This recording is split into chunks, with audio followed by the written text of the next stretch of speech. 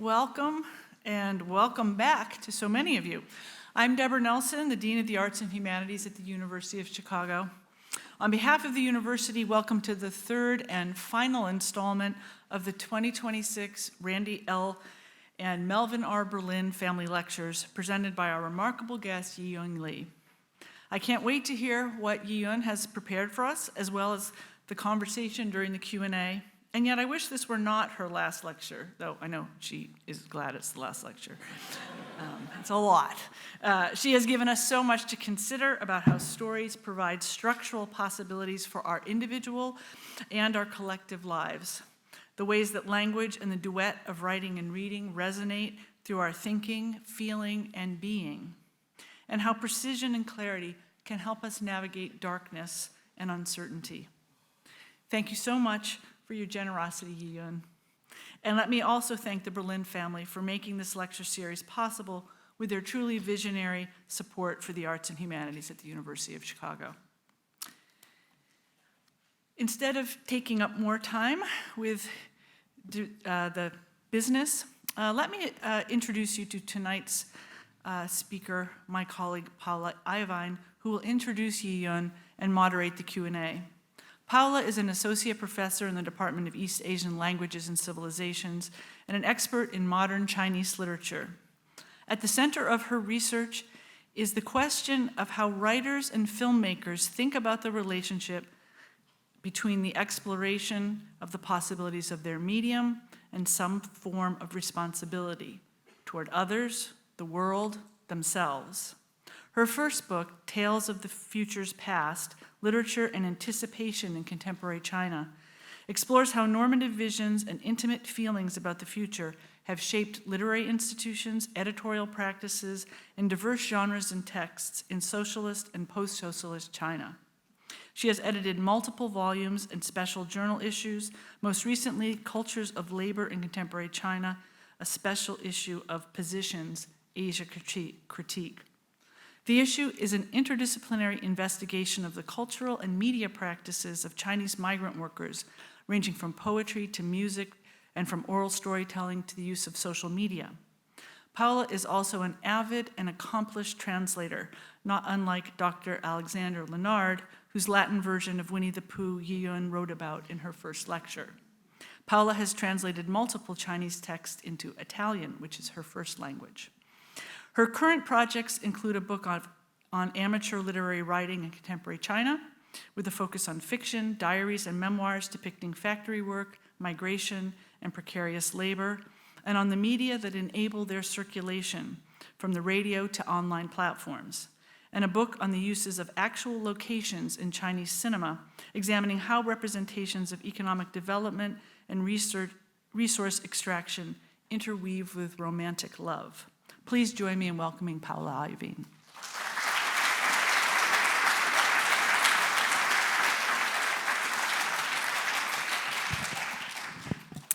Thank you, Dean Nelson, for that kind introduction, and thank you, everyone, for being here.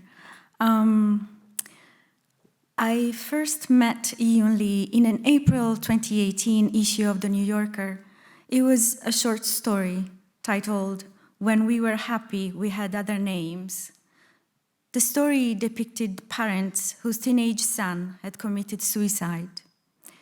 It is, a heavy topic. Initially, all the parents are left with are questions and the sense of defeat. I quote from the story. "What went wrong?" they ask each other. "We'll never know. Not knowing is hard. It's so hard. The hardest, isn't it?" End quote. In her first two Berlin family lectures, Yiyun Li spoke about uncertainty, but the story from which I just quoted was about something more than uncertainty. It was about the wall that blocks our view when someone dear dies, all the things unknown which the dead take with them.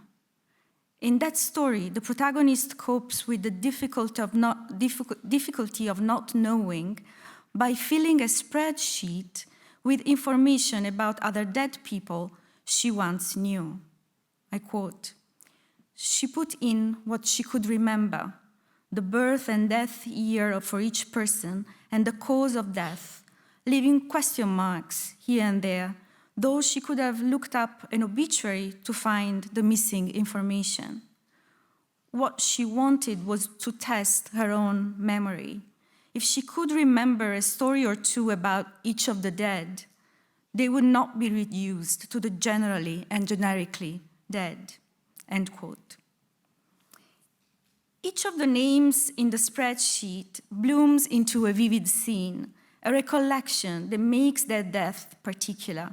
Retracing the past lives of others turns out to be a lifeline for the protagonist, who in the act of writing finds a pathway out of paralysis and perhaps some courage to carry on. Given that I had initially associated Yiyun Li's writing with heavy themes, I was surprised to find in this and other stories, as well as in her lectures, a quality of lightness, mostly provided by the non-human world. The video of a mischievous bunny stealing a rose from her garden concluded her first lecture. Her dog, searching for his hidden toy, closed the second. I look forward to seeing who or what will wind up her third lecture today. Lightness is the title of the first of the 6 memos for the new millennium, the lectures that Italo Calvino was about to deliver at Harvard, right before his untimely death in 1985, in September 1985. In his preface, Calvino writes, quote, "Perhaps it is a sign of our millennium's end that we frequently wonder what will happen to literature and books in the so-called post-industrial era of technology. I don't much feel like indulging in this sort of speculation. My confidence in the future of literature consists in the knowledge that there are things that only literature can give us, by means specific to it. I would therefore like to devote these lectures to certain values, qualities, or peculiarities of literature that are very close to my heart," end quote. Lightness was one of these values. For Calvino, as for Yiyun Li, writing literature entails the subtraction of weight from language, from the structure of narrative, and ultimately from the world. To pursue lightness doesn't mean turning one's back to the weight of reality. Calvino resorts to myth to explain that literature engages reality but cannot do so directly, just like no one can look at Medusa directly lest they're turned into stone. Medusa was beheaded by Perseus, who then carried her head hidden in a sack, occasionally taking it out to petrify his enemies. Perseus' strength, Calvino writes, quote, "lies in a refusal to look directly, but not in a refusal of a reality in which he is fated to live. He carries the reality with him and accepts it as his particular burden," end quote. These words resonate with Yiyun Li's notion of radical acceptance. For Yiyun Li, as for Calvino, lightness entails thoughtful engagement, not frivolity. Their lightness does not come easily. It is the result of laborious craft. Lightness and craft are what Yiyun Li also shares with Shen Tsung-wen, the Chinese author whom she invoked as an inspiration in her first lecture. Shen Tsung-wen wrote lyrically of the riverscapes of southwest China, and he wrote wryly of the brutality of army life. Shen devoted himself to the study and preservation of other kinds of craft, handicrafts such as embroidery and weaving, after he gave up fiction in 1949. Lightness and craft may bring acceptance, but Yiyun Li distrusts words such as optimism and hope. Meanwhile, some of us still cannot condone the losses that we've been unable to prevent, near and far.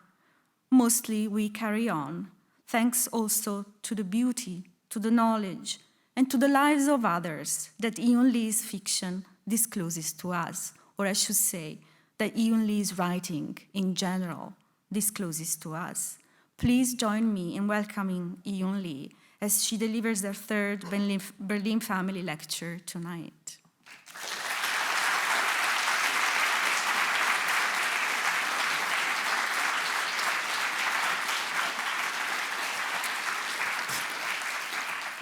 Well, thank you, Debbie, for welcoming back, and thank you, Paula, for that beautiful introduction. I'm honored to be here once again to share some time with you. I would like to preface this lecture by thanking everyone who has made my visits memorable. The Berlin families, University of Chicago Division of Arts and Humanities, Debbie, Mark, Alan, Rifki, and many others. But I would also like to thank all of you in the audience who have arranged your life, your busy lives, to be here. I don't take this lightly, and I'm grateful for your presence. The time I've spent thinking through and writing these lectures is a placeholder for many things important to me. I hope that the hour you spend with me, either here in the auditorium or online, will be a meaningful placeholder for you too. Before I go further, I would like to address one question that has arisen from the previous two lectures. It came from Mark. How do you think about being and seeming in relationship to uncertainty and the longing for certainty and assurance?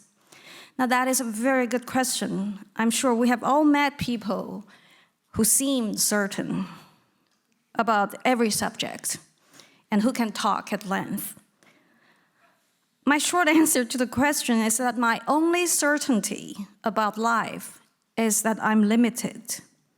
My time is limited. My ability to read and write, my understanding of many branches of study, even love is limited.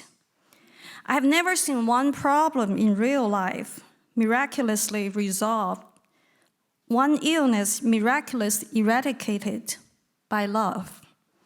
It looks to me more important to still love, despite its limit.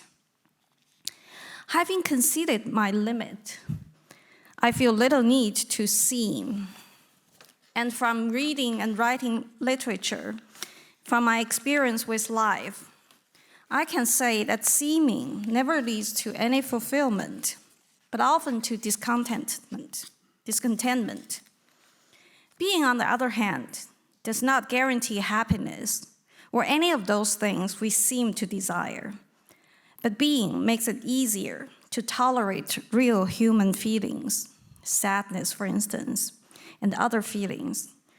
I think I talk about this in length in my recent book, which I called Radical Acceptance.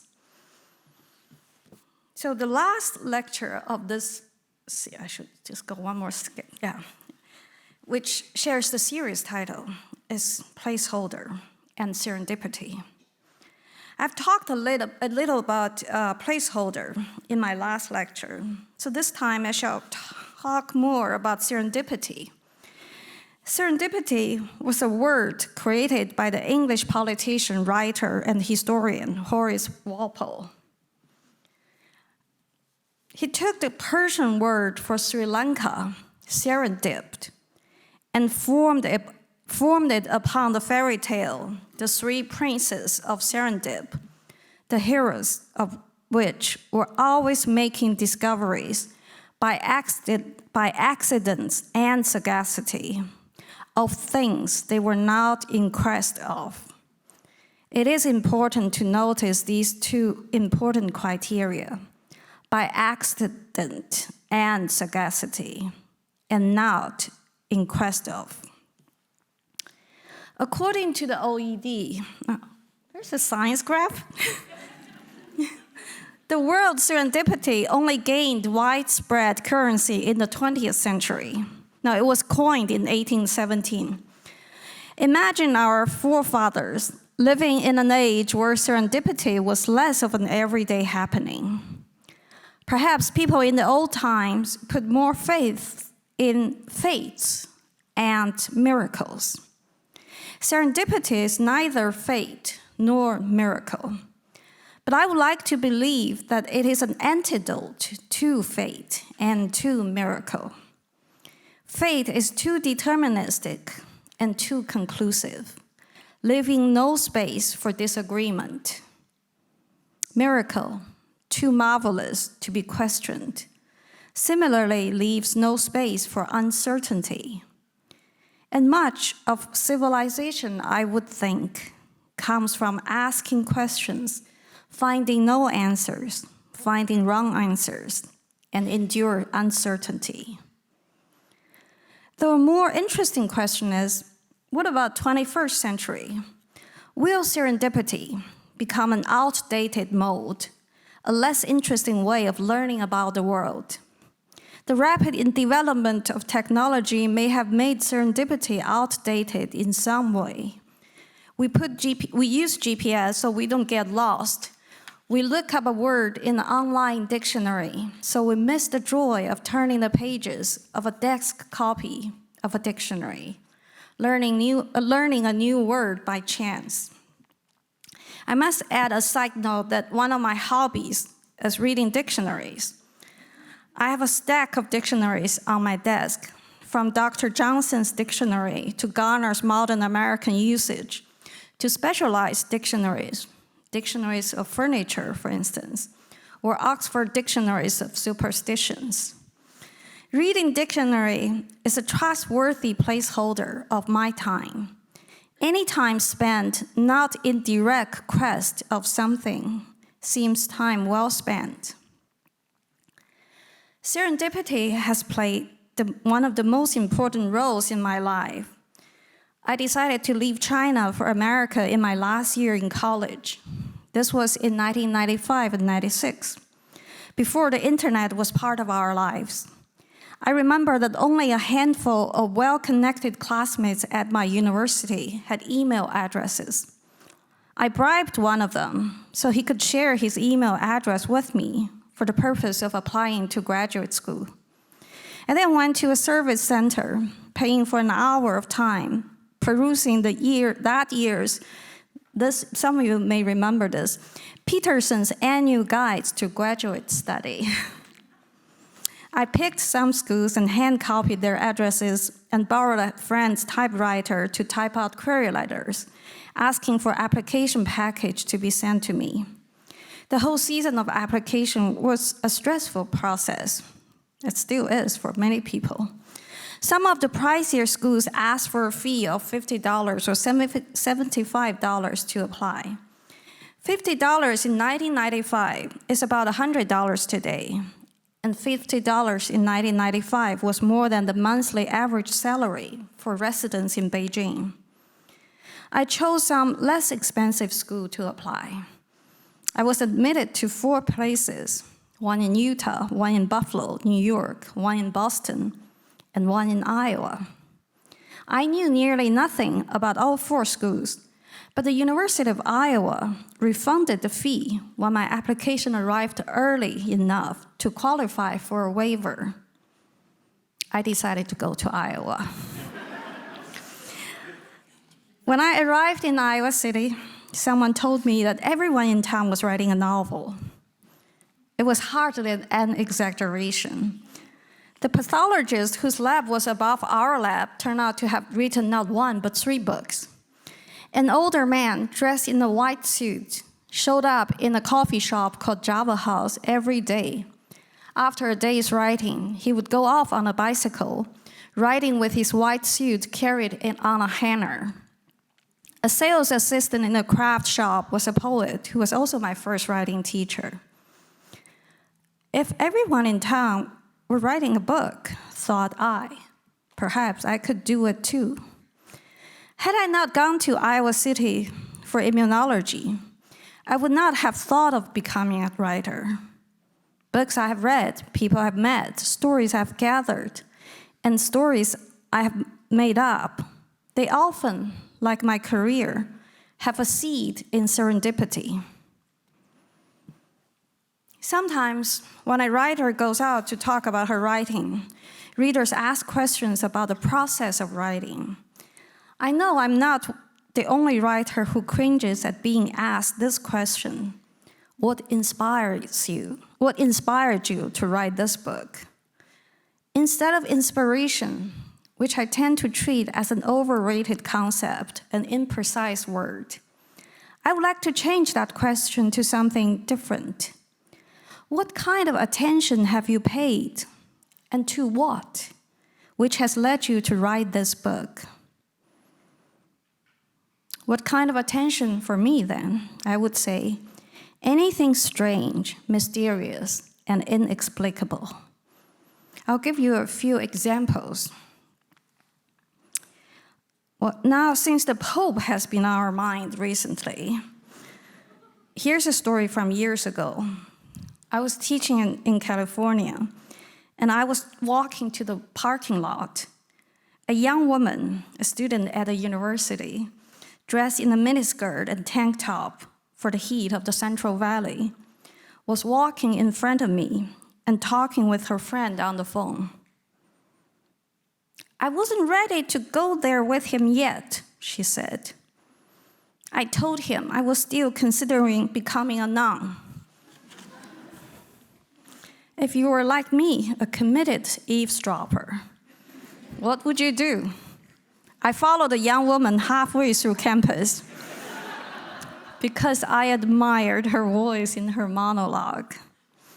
Here, I must say technology has provided one advantage. It certainly has made eavesdropping a better sport. Another moment, a while ago, I stayed in a boutique hotel in London. My room was tiny, and so I planted myself in the drawing room of the hotel, a beautiful Victorian setting. Then two women came in, ordered food very fussily, one of them explaining to the waiter how to prepare every single thing. Shortly after, a man joined them. He spoke English in a French accent and turned out to be, from my vantage point of observation, an accountant working for the two women, who were businesswomen specializing in the tourist industry established in Greece. I was the only other person in the drawing room, and in the next 30 minutes, I typed quite a few notes while listening to them. You must understand that we want the whole world to hallucinate about Greece, one woman said to the man. The way men hallucinate about Russian prostitutes. I have a big thinking bubble then. She must have rehearsed this line, must have used it many times as a stage presentation, so to speak. Then they went on. The two women threatening the man a little. Not a little, quite a lot. And the man, I could see, was nervous.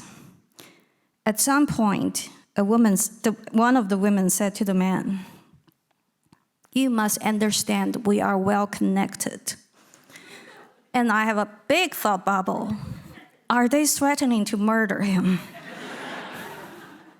And the other woman said, "You know so-and-so, he works for us, and we like men like him. He has no personality, but quality. He's like gold, nothing fancy, just pure solid gold." There I was, sitting quietly at a corner, taking notes. You may wonder why the two women did not worry about an eavesdropper. But that, I must say, is the fortune for any writer who pays attention to the world. Very few people exist outside the bubbles created by their own egos and self-importance. Serendipities like these moments when I fully, Serendipities like these moments when I fully exercise my privilege of being closer to empty air and being able to eavesdrop are important moments. Though neither the girl who still aspired to become a nun, nor the two women in the London hotel had entered my fiction, I think of them often, and I know sooner or later a variation of them may enter my work. Here I want to emphasize again the definition of serendipity: by accidents and sagacity, not in quest of. Anytime I'm out in the world, I'm constantly paying attention to things, but I do so not because I'm in quest of anything. To be alert, to be curious, to know when to ask a question, and also to know when people become predictable and boring, so you can tune them out. Serendipity awards a ready mind, but not an eagerly purposeful mind. Here, I would like to spend an extra moment on the concept of eavesdropping. Okay, I did the drawing for you. The word eavesdrop comes from eavesdrop. If you see that, the roof, the extended part of the roof is called eave. The space under that is called eavesdrop. And you can stand there under the eave, right? And you can stand there without getting wet while listening to what's happening in the house. So that means eavesdrop. To stand within the eavesdrop of a house, to listen to secrets, hence to listen secretly to private conversations. Oh, I'm very proud of the big ears there. Just want to point that out. To be able to eavesdrop on people's conversations is a privilege and a skill. But that alone is not enough for a fiction writer. To be able to eavesdrop on a character's heart is more important skill. What do I mean by that? All characters have secrets that they don't necessarily share with other characters, and absolutely do not want to share with a writer. A writer's job is to find situations where she can eavesdrop on the character's heart. Revelations meant to be misleading, secrets buried so long that they become part of a character's nature. Things said with a reason, things unsaid with another reason. I'm afraid I'm going to mention a few of my own work. I don't usually do this, but I would like to give you a few examples of serendipities leading to eavesdropping, which leads to writing a novel. I used to have a habit of reading obituaries from around the country. An obituary is a special kind of storytelling with enough information, some interesting details, but oftentimes it gives only a beatified version of a complex life. If you have read hundreds of even thousands of obituaries, as I have, you will remember the best ones because they open a door to some bafflement. All my fiction is written out of bafflement. Years ago, I read a man's obituary, an ordinary life story of an ordinary man, except the last line of the obituary is, "He is survived by a loving ex-wife." It's just fabulous. You cannot make up these things. I couldn't stop thinking about that line, the kind of marriage and divorce that led to that line. So at some point, I started to work on a story in which a terminally ill man and his ex-wife had a funny and sad conversation. He joking that he would like her to write his obituary, and she joking that the last line would be, "Survived by a loving ex-wife." I sent the story to my New Yorker editor, and she rejected it. Not because she didn't like it, but as she explained, it was only the beginning of a much larger story. She was right. The story itself became an on-ramp to a novel, and that story became a scene in the novel. And that novel came from a serendipitous encounter with an obituary that I will never forget. Now here's another example. Yes, some of you may know this book. Some time ago, I was reading a collection of essays and reviews by Elizabeth Bowen titled The Weight of World of Feeling. In it, there was a befuddling review of 4 French authors. I put the title on the right. Some of you may know these authors. This review was published in 1957. The 4 authors were, please forgive my French pronunciation, it's not good, a 20-year-old Jean Gabriels,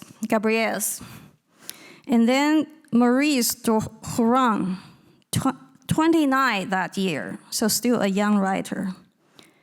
And 2 very young authors, Bert Grimaud, age 14, and Minot Drouet, age 8. Bowen has the 2 fabulous lines about the younger authors. Precocity in literary France has a high incidence. Maybe I think it's in the next slide. Yes. Precocity in literary France has a high incidence. Mademoiselle Sagan is thrown by comparison into the sunset years by Bertie Grimaud. Mademoiselle Grimaud, however, is well into middle age compared to an 8-year-old Minot Drouet. Now, I put, this is Grimaud. That's Minot Drouet. This review was very curious for me because I know nothing about these people. But I paid attention as that 4 authors had only heard of Minot Drouet, the little girl in the middle, for a very peculiar reason. My late dear friend Edmund White, no, I put Edmund White there, next to Minot. My late friend Edmund White had talked about this child with me. He had written about her, which did not win him any goodwill from France when he was living there. In fact, though this cannot be fact-checked now, he told me that he was mocked in the French newspapers as a middle-aged Minot Drouet who happened also to be gay. So that's why I put these 2 pictures together, and I do think Edmund looked like middle-aged Minot. So, very good. I paid attention because of this little girl. But now, who is the next youngest girl? Bertha Grimaud. I did some sleuthing, including going to France and asking around about her when I met people in publishing. But none of them had heard of her. They all Googled her, which got the same glimpses of what I got from Google. I could not forget the girl. By a fluke of good fortune, I also found her name in an archive in the University of Buffalo's library, where an English woman, whose son is a philosophy professor, donated her diaries to the library.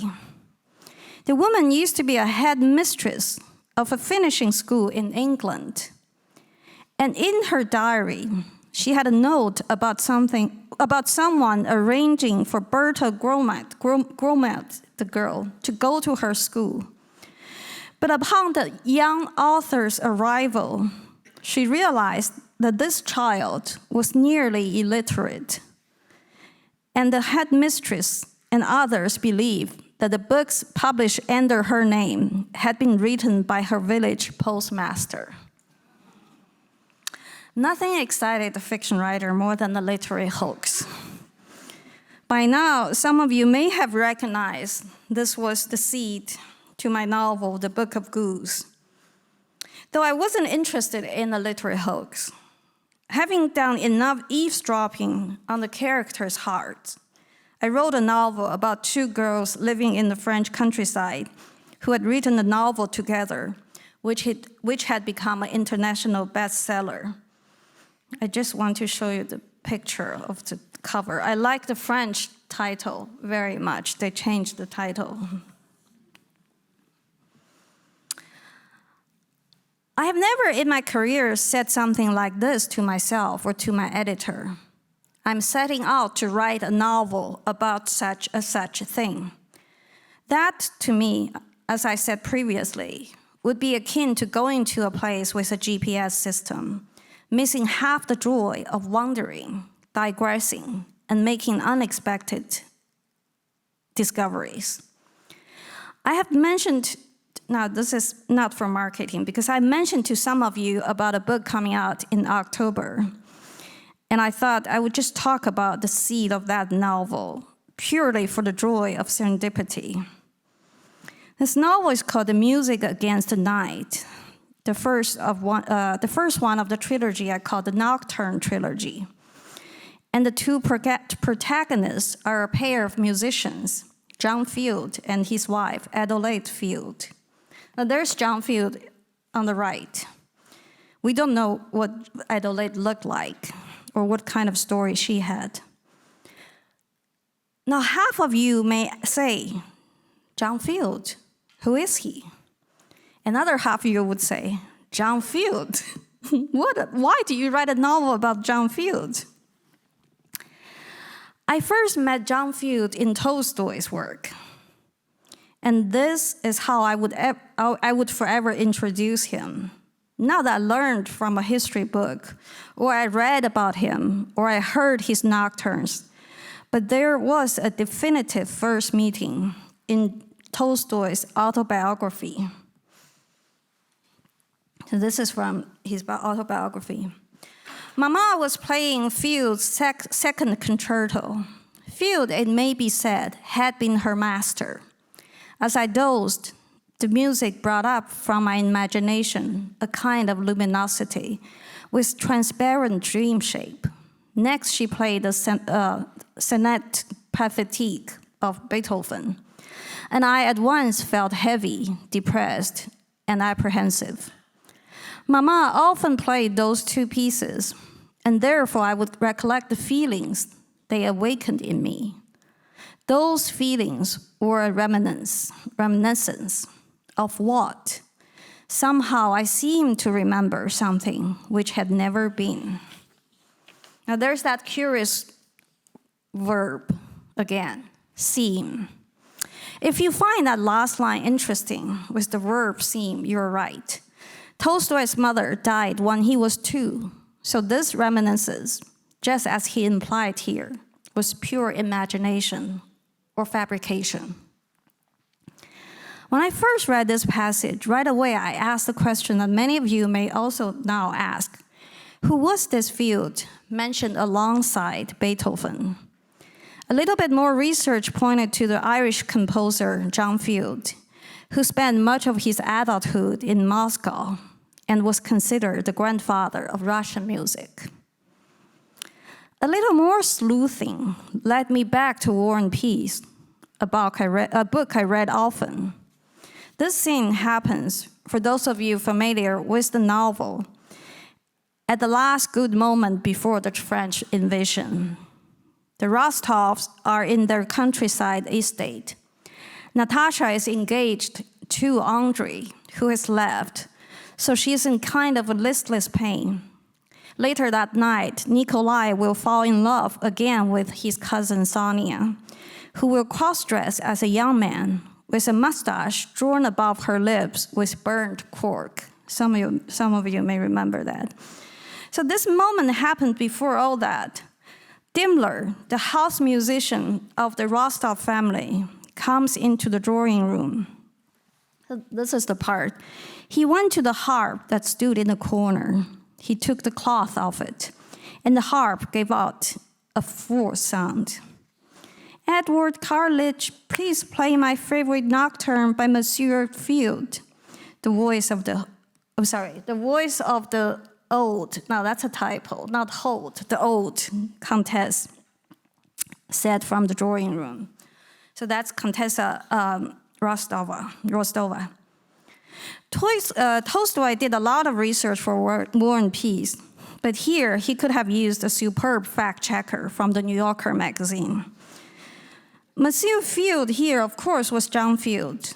John Field invented the form of nocturnes which was later taken up and immortalized by a younger musician, Chopin.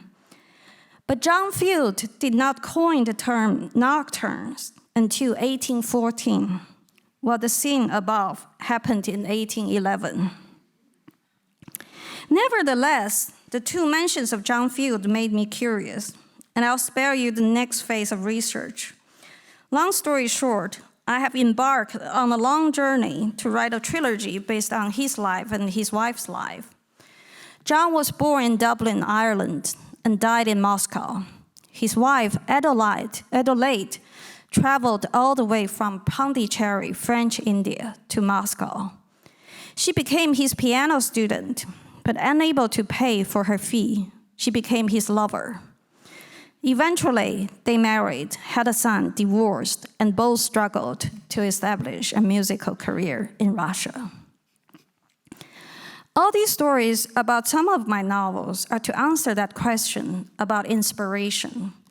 Inspiration, which feels like a cliche, is not in my vocabulary. Serendipity, however, is. Serendipity leads me to meet my characters, sometimes in life, but more often in books I've read. And that first encounter leads to some obsession, some research. And often a novel takes place when there are enough placeholders of my thoughts to go from A to R, to Q to Z. Now, I have given you plenty of stories of serendipity in my life and my work. The other through line of the lectures is placeholder. Placeholder, according to OED, first came into English language in 1560, meaning a person who acts as a deputy for another, a lieutenant, a proxy.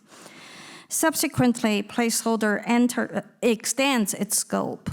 It can mean a person, but it can also mean a thing, a symbol in mathematics, or a sentence element in linguistics.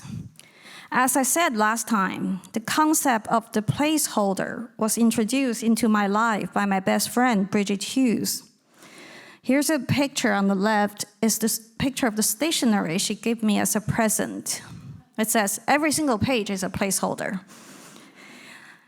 They're the reminder that everything I put down on the page is a placeholder, holding the place for a better sentence, a more precise wording, a clearer thought. And those placeholders in turn hold place for further thoughts, all the way to the letter Z and beyond, even if they are not attainable. To always aim for unattainable, for the unattainable, is a philosophy in my writing. Only by aspiring for the unattainable will I know that I have pushed further enough in the realm of the attainable. Many things I do, in writing and in reading, are done so that I can have a meaningful and sustaining placeholder for my time and my attention. I think the key to a meaningful placeholder is that it should not be goal-oriented. It is not about productivity, but it holds enough space for a serendipitous encounter. One of my favorite David Austin roses is Vanessa Bell in the middle, the yellow bit. Very beautiful. And sometimes, coming back from the garden, I would look up a few mentions of Vanessa Bell in Virginia Woolf's diaries. When I planted Emily Bronte, that's the pink one, I went back to reread Wuthering Heights, which I had read first when I was a teenager in Beijing, in Chinese translation. And I remember the mood it had put me into, which was neither English, as I did not know the English landscape or history well then, nor Chinese, but something altogether otherworldly. Here are a few trustworthy placeholders I would like to share with you. I read 2 books, War and Peace and Moby Dick, every year. Half a year of Tolstoy and his realism. Half a year of metaphorizing with Herman Melville. So this is a picture of my copy of War and Peace. I want to say the flowers were from my gardens this weekend. I picked the flowers, and there's a Snoopy vase my friend gave me. So I thought I would show the Snoopy vase and my garden to you, and along with War and Peace. Very serious. Yes, so War and Peace. I've run out of space for stickers and underlines, so I have 2 fresh copies now. The rereading of War and Peace, and sometimes teaching it, sometimes reading with the public, as I've done a few times, the first time during the pandemic. The rereading of War and Peace provides one of the most reliable placeholders for my thoughts. And the other book, of course, Moby Dick, is an immortal book. With this book, as with many of the best work of literature, I have a strange experience. I'm sure there's a German word for that. That feeling of wanting to go back to a place the moment you leave it. I don't know if there's a German word, but that's my feeling. Anytime I go away from Moby Dick, I want to go back. So I resolved this problem in a most nerdy and inventive manner. Nerdy to the world, I must say, inventive only to myself. I started to hand copy Moby Dick, slowly, a few pages at a time. This is a work in progress, and must say, it means I'm always in the middle of reading Moby Dick. At this moment, I'm at chapter 54, Tang Ho's story. So now let me see the time. Oh, yes, hurry up. Now I'm drawing close to my 3 lectures. I want to return to this ongoing alarm, increasingly escalating about the dire fate of arts and humanities and the dire fate of higher education. Please allow me to share 2 pictures I took last fall in Padua, Italy. Now, the clock on the left, it's very hard to see, but the clock had 12 zodiac signs. Also, there's also something that is taken for granted for the longest time in human history. At the center of the clock was the Earth. The sun was at 10 o'clock, like the other stars, circle the Earth. Copernicus studied at the University of Padua between 1501 and 1503. So this clock predated his new theory. And the next picture were skulls in the medicine hall of the University of Padua. They had belonged to 8 professors whose skulls were donated to the university for phrenology studies. Phrenology, we now know, was a pseudoscience that stated that personalities and mental traits could be determined by measuring bumps and contours of the skull.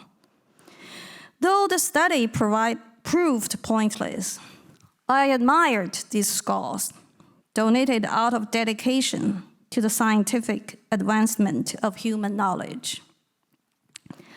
This clock, these skulls, held a place in history where what was believed to be true later was subverted. But without this clock and these skulls, we would not have modern civilization. The desire to be relevant, essential, correct, even immortal, partly drives civilization. But it's the same desire that also causes destruction to civilization. You may already have a sense that in these lectures, I'm making a case against relevance, essentialness, and correctness, while advocating for placeholders that allow enough space for chance encounters and discoveries, not done in the quest, but by accidents and sagacity. And these serendipitous encounters then provide placeholders for intellectual curiosities, for the pursuit of precision and clarity. All these things, I must add, are done for the sake of joy. I haven't said enough about the joy of reading and writing, but I hope you have sensed that from the lectures that I take a lot of joy out of reading and writing. Lastly, I would like to share a passage I go back often to from a favorite novel of Rebecca West's, The Fountain Overflows. Here, this is a mother in the novel talking to her 3 children, who are all young musicians, very talented, while their older sister, Cordelia, is not a musician. It is not she who is out in hating poverty and eccentricity. It is you who are out in not hating them. Be thankful for this oddity, which has brought you safe through terrible years. But do not think you owe it to any virtue in yourselves. You owe it entirely to your musical gifts. The music I have taught you to play must have made you realize that there's a great deal in life which is not affected by what happens to you. Just last week, in a discussion with my students, some of them asked about the difficulty and misery that a writer may face in his or her career. I was a little shocked that so early in their career, they were already thinking of their feelings. So I decided to give them the best advice, which is one of the things I put my faith in. One takes one's work very seriously, but one should never take oneself too seriously. Often, I say a variation of the Rebecca West passage to myself, which is also useful for anyone who reads and writes, and which can be adapted for anyone who has a meaningful pursuit. Be thankful for your oddity, which has brought you safe through terrible years. I say this to myself, so I mention the book. The books you have read and the books you have written must have made you realize that there is a great deal in life which is not affected by what happens to you. And I would like to end here without an animal. Thank you for allowing me the space to take my reading and writing very seriously, but not myself that seriously.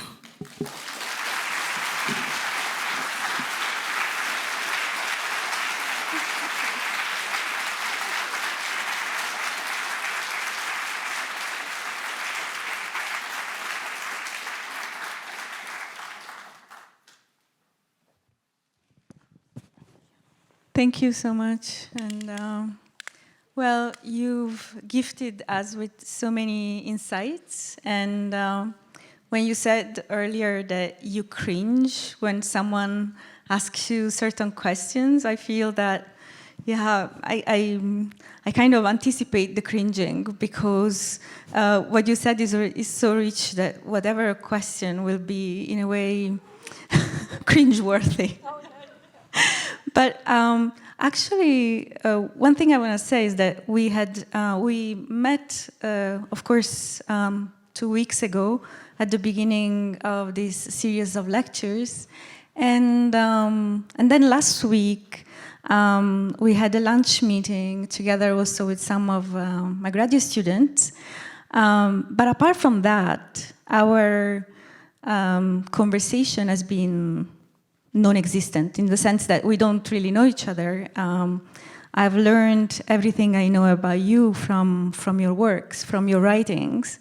But really, listening to your talk today, I really felt a lot of resonance with the thoughts I had had in my mind.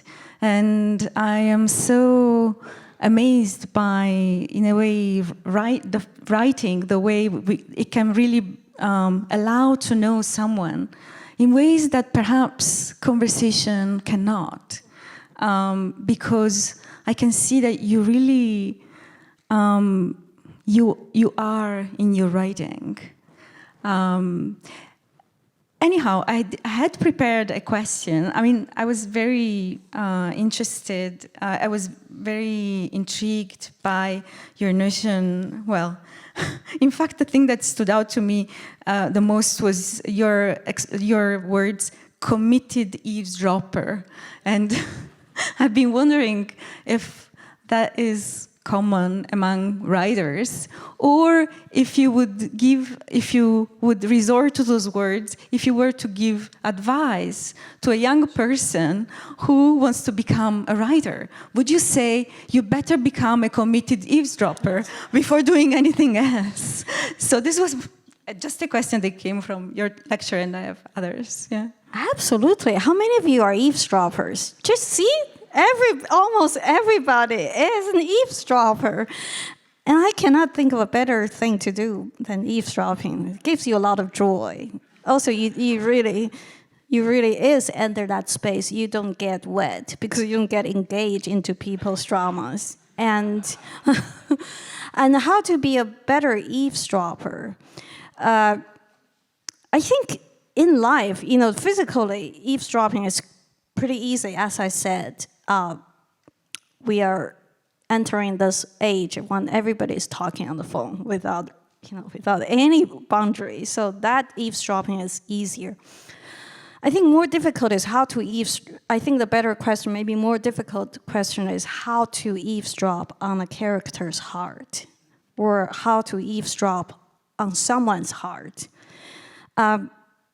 In real life, I'm very good at asking embarrassing questions because I don't feel embarrassed. And sometimes it takes a good question to make people talk. I'll just give you one example. Years ago, I was in this, I was at this party. It was a very boring party. It was a literary party. Anytime you have writers together, it was a very boring party. Now, at a party, everybody was doing this one thing, it's seeming. Everybody wanted to seem cool, wanted to seem knowledgeable and everything.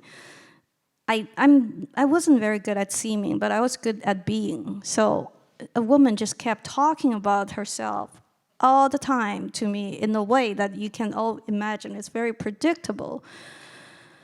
So I got a little tired. So I just looked at her, I said, "Have you ever had regret in your life?" It came out of nowhere. It came out of my boredom. Lo and behold, when I asked that question, all of a sudden she just opened up. She started to talk about all her regrets. And I got a lifelong story, but also tinged with painful jealousy. Because we were at a penthouse in New York, and the hostess was her college roommate. Now she talked about this. She said, look, she and I was the roommates in college. You could feel that she all of a sudden regretted all the wrong decisions. Maybe I should have married a rich person. She was just revisiting her entire life. I think kind of that is, to me, is eavesdropping on people's hearts. You sort of have to shake the heart a little, give the heart, a poke, and the heart starts to speak. And that, but also I think oftentimes people are so lonely. They're just waiting for someone to ask a question. And oftentimes people also have so many things they want to tell people and nobody listens to them.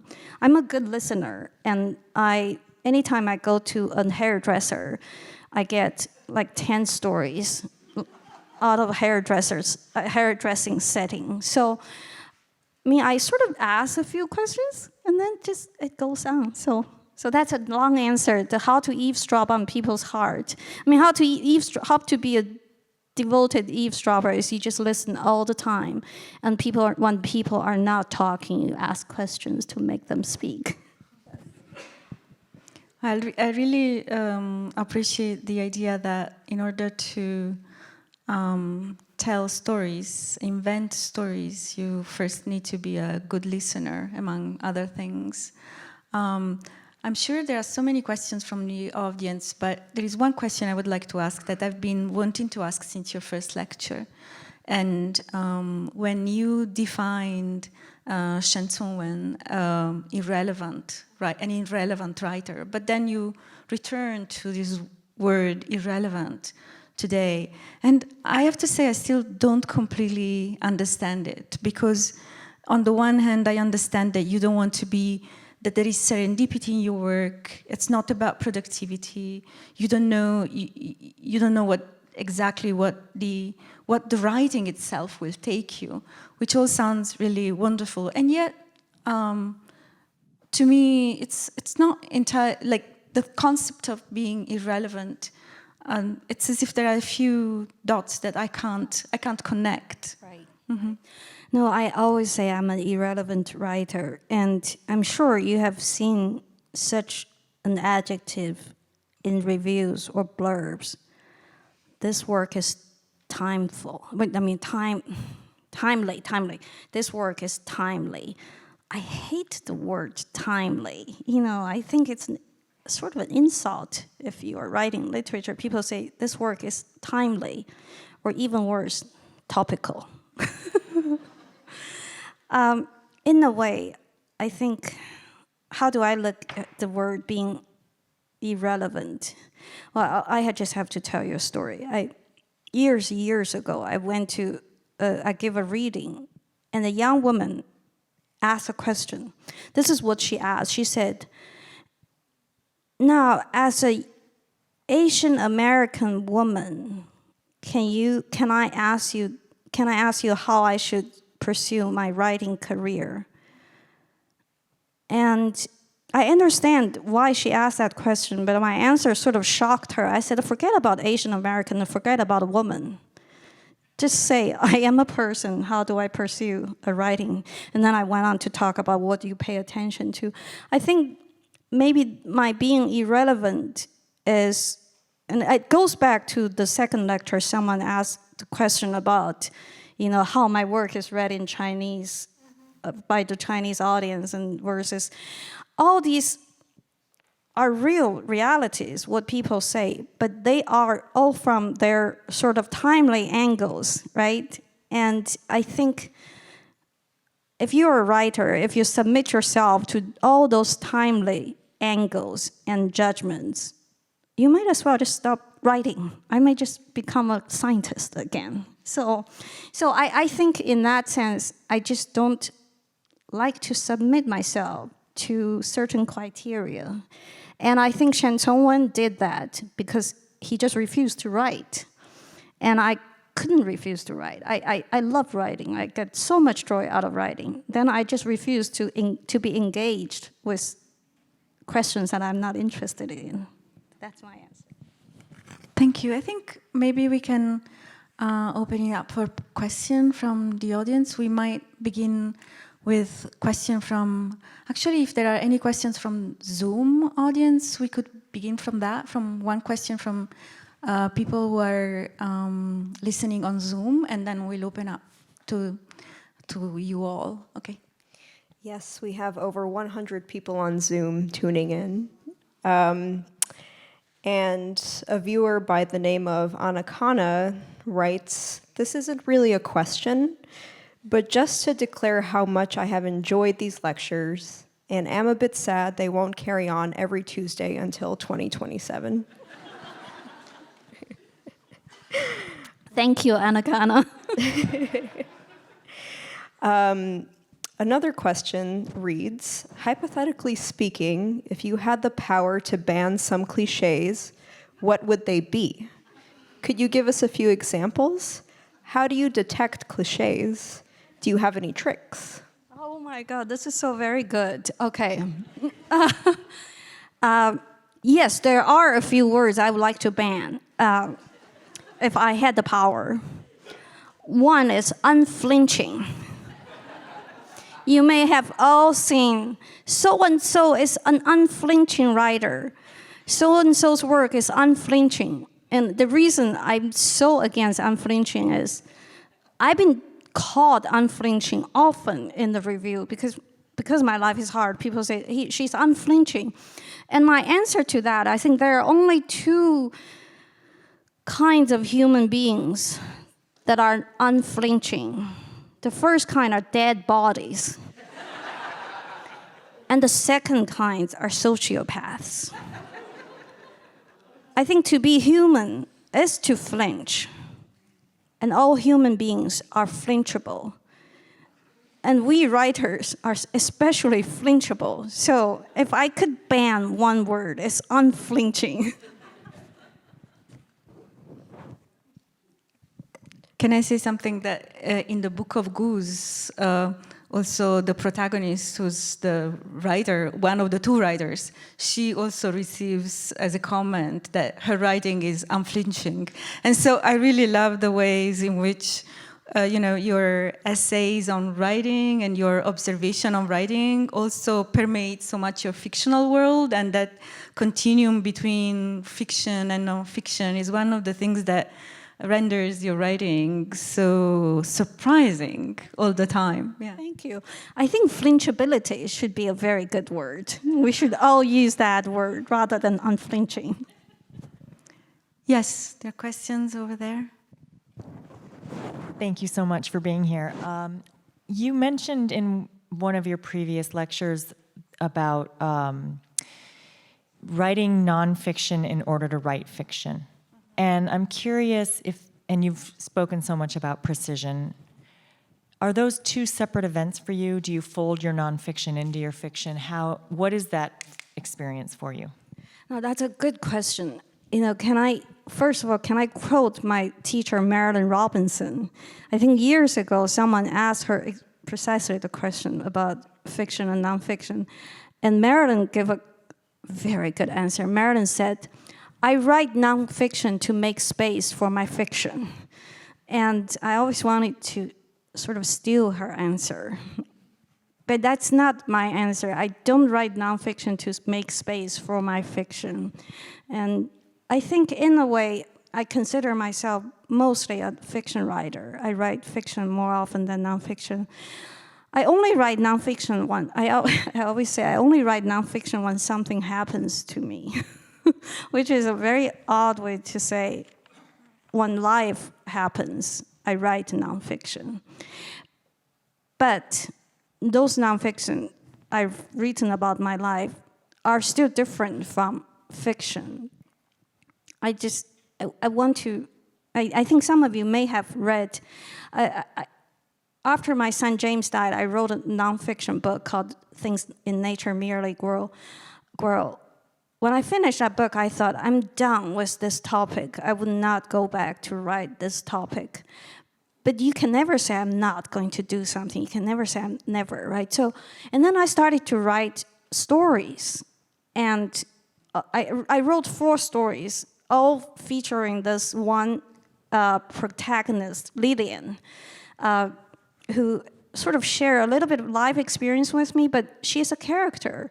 And I wrote 4 stories, and they're going to become a quartet of short stories about Lillian. And I realized when I was writing about Lillian, she is not me, she's a character. So I have a little bit more freedom to write about things than in nonfiction. But certainly I think certain thoughts from nonfiction, as you say, comes into fiction, but in a more interesting way to myself. So I hope I answer your question in the right way. Yes. Hi there. In one of your books, you write that one of your sons, his guilty pleasures in writing were adjectives and adverbs. I'm curious, what are your guilty pleasures when writing? My guilty pleasure. That's such a good question. I just think, I don't know if I have guilty pleasure. This sounds terrible. It makes me feel that I'm a very boring person. My guilty pleasure actually is writing about dialogues, oftentimes between 2 people, and they talk in a way that nobody will talk in that way in real life, and that's my guilty pleasure. But sometimes I have to cut them out. They talk so much, so philosophically. And I think that's because I am interested in what 2 characters say to each other. And sometimes they discuss life, sometimes they discuss history. But I realize I have to do a lot of cutting because when two people are so engaged in a conversation, they can just go on for 500 pages. I showed the picture of my new book. I told Alan, the first draft was 200,000 words, which means a lot of people talking to each other, and I have to cut down that. So I realized you're right. My guilty pleasure is to write about people talking to each other, and the final draft is 100,000 words, which means I cut it into half. Thank you so much. My question is actually from like sort of related to last week because I've been thinking about what you said about like the placeholder of like certain words or languages help us at some points like in our life we had certain experience. It was like a subjective experience, but then we weren't able to articulate it until we encounter a text that speak to a similar experience, even though the experience might be very different, but there is some sort of similarity that sort of make you realize that this is the word that's been missing. And I was wondering, like, for you, like, how does like Chinese, like, which is also my first language. I know like Paula's first language is Italian, and like for I guess like for people for whom like English is the second language, I wonder like when you're writing, like do you find certain words that you used to be able to express now don't have like a correspondence? And how do you like deal with that in your writing? So like one example that I can think of is like my high school Chinese teacher who like taught me nothing, but then she had like there was this moment where she introduced this word 复轩, which means like so 复 just means carry and 轩 means like sunshine. So it's like a state where you're like sitting, for example, on a chair and the sunshine just comes in through the window and you're like literally sort of immersed in sunlight. And I was like thinking about moments like that when you mentioned this sort of like words as placeholder for like that sort of verbalize the conscious experience. Yeah, I'm just wondering like how the first language thing complicates the situation. Right. No. Yeah, I understand where you come from, this question.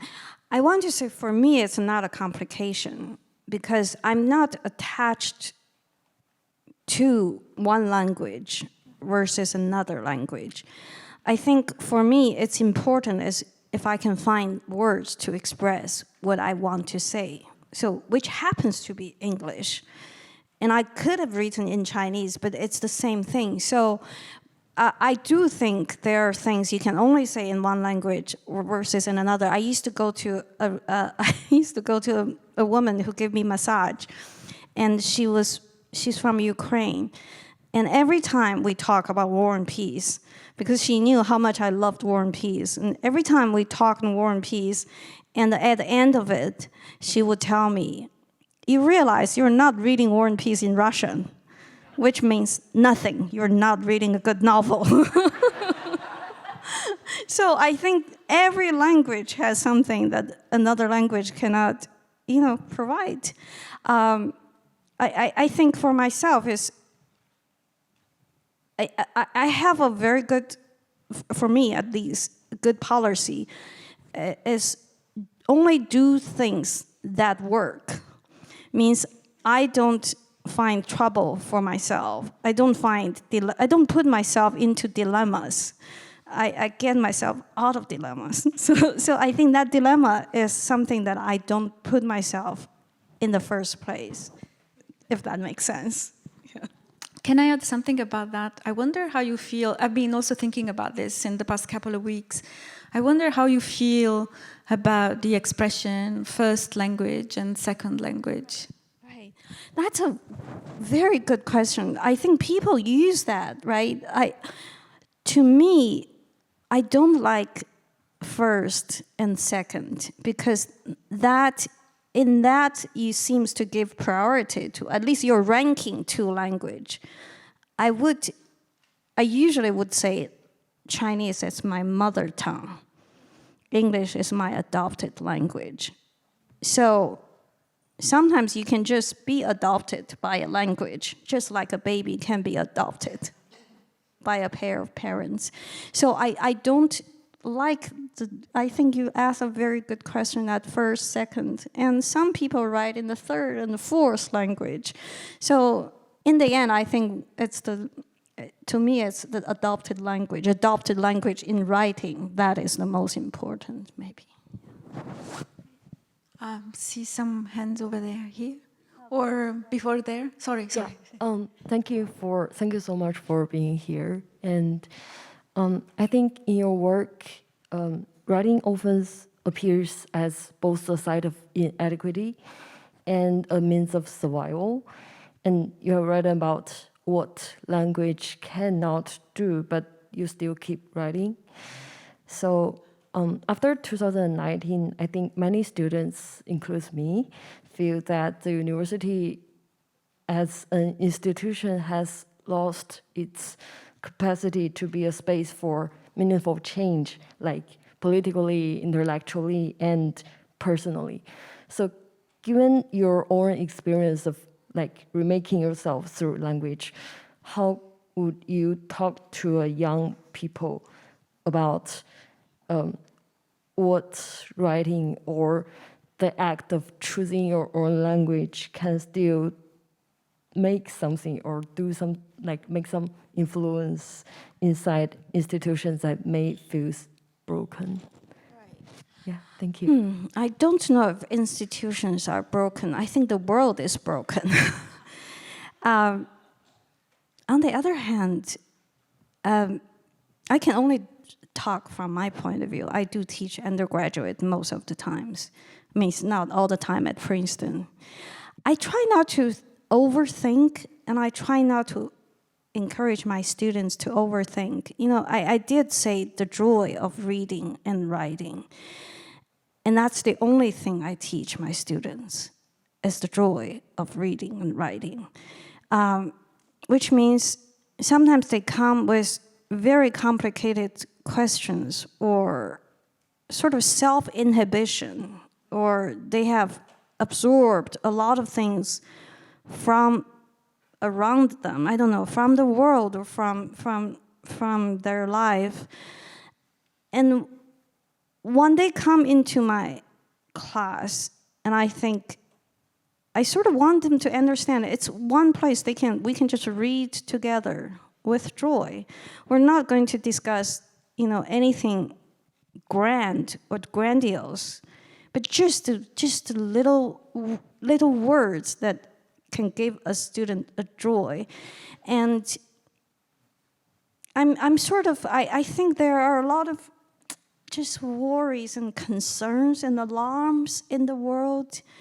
And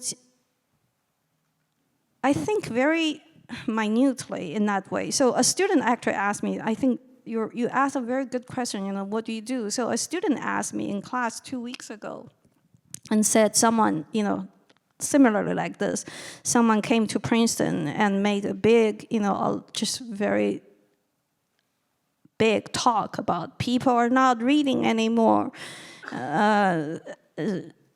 Like nobody's reading, all these alarm that we hear all the time.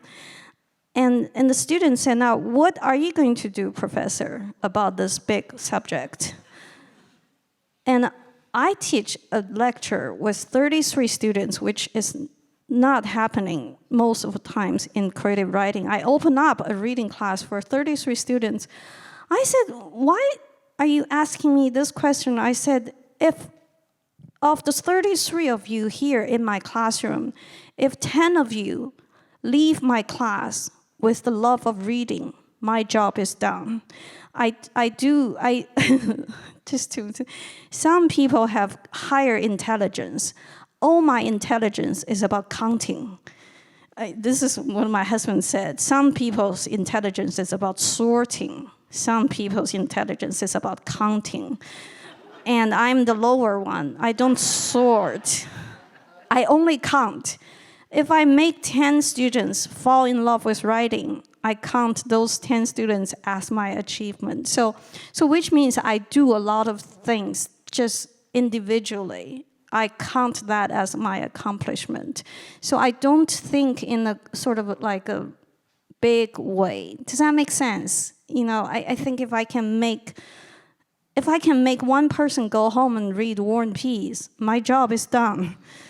And if I can make one student check out Moby Dick, my job is done. That's how I look at it. We have time for one more question. I think you have the mic there. Thank you so much for your lectures. I recently had the opportunity to speak with another novelist through the creative writing program here.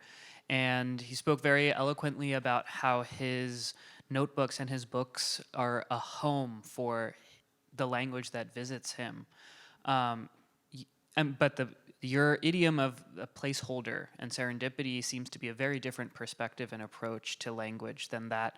Could you talk a little bit about how you approach place and how you see your words in relation to yourself as they appear on the page? Wait, can you repeat that last part of the question? The relationship of my work to myself. Yeah, how do you view your words? Do you see them? Does it change for you when you see them on the page in the physical book? Yes. Do you think about place in that way? Well, the short answer is I have never thought about that. But I like so I have to change your question a little because I can't answer your question. I always do this. I can't answer your question. I'll say something else. I do put a lot of faith in handwriting. You see, I was hand copying Moby Dick because that action of writing words in a notebook is comforting, is illuminating. And sometimes, you know, if you write words, if I write Herman Melville's words, all of a sudden my words came into the writing, and so in fact, I think you asked a very good question. I have maybe 10 notebooks around on my desk because some of the notebooks I only take notes of what I read, and then sometimes you are copying, say, John Berger's words. I'm just writing down John Berger's words. All of a sudden, I have my own words. That cannot go into that notebook. So I have to change a notebook and put those thoughts in a second notebook. But then sometimes I have poetic thoughts that don't go along with the philosophical thoughts. And then I will have another notebook. So I have a bunch of notebooks. But I think what you said is the language, once you put on the page, you do have a different relationship with them. And it matters. And more and more, I advocate for handwriting, right? For all sorts of reasons. It's just better than typing. So sorry, I didn't quite answer your question. Thank you very much, Yiyun. Thank you, Paula. Lovely lectures. Thank you all for being here. And bookmark this spring for the next year's Berlin lectures.